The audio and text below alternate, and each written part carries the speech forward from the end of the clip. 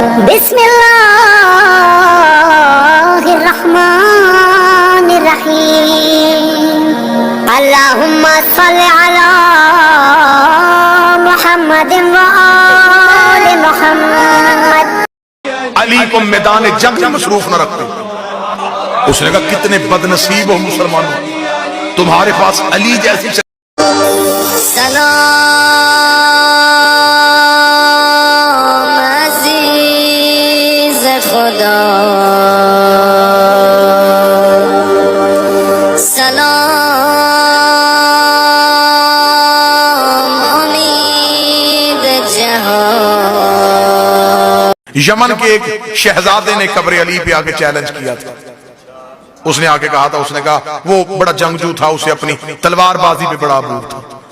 اس نے امیر المومنین کی قبر پہ آ کے کہا، اس نے کہا کاش علی میں تیرے دور میں ہوتا تو میں بھی تجھے اپنی تلوار کے چلانے کا انداز سکھاتا۔ ابھی وہ دعویٰ کر کے اٹھا نہیں تھا یا دو برابر حصوں میں تقسیم ہو کے گر گیا۔ لاش اٹھا کے یمن پہنچائی گئی۔ جب اس کے باپ کے سامنے لاش گئی، اس کا کیسے میرا بیٹا قتل ہوا؟ اس کا گزر رہے تھے شکار کی تلاش میں، یہ نجف رک گیا تھا۔ اس نے علی کی قبر پہ یہ دعویٰ کیا تھا اور اس کی لاش وہیں پہ دو حصوں میں تقسیم ہو گئی۔ جملے تاریخ میں باپ نے کہا ترازو لا کے میرے بیٹے کی لاش کے دونوں حصے تولو۔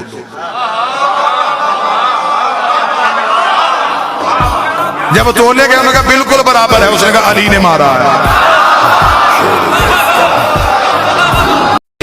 کارلائل کا ایک جملہ ہے بڑا خوبصورت، اس نے بڑا خوبصورت جملہ کہا۔ وہ مذہب کے اعتبار سے عیسائی تھا لیکن مسلمانوں کو شرمندہ کر کے وہ جملہ بابا جی، اس نے کہا کاش دنیا علی کو میدان جنگ میں مصروف نہ رکھتے۔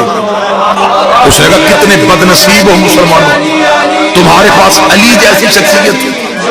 تم نے کبھی خیبر میں، کبھی خندق میں، کبھی صفین میں، کبھی نہروان میں کھڑا کیا۔ اور کاش تم مسلمان علی کو تلوار دے کے میدان میں کھڑا نہ کرتے، علی کو صرف منبر پہ بٹھایا جاتا۔ یہ صرف بولتا، اس نے اگر اسے ساری زندگی بولنے دیا جاتا تو یہ علم کی اتنی دنیایں تخلیق کر دیتا کہ قیامت تک ریسرچ کی ضرورت ہی نہ پڑتی۔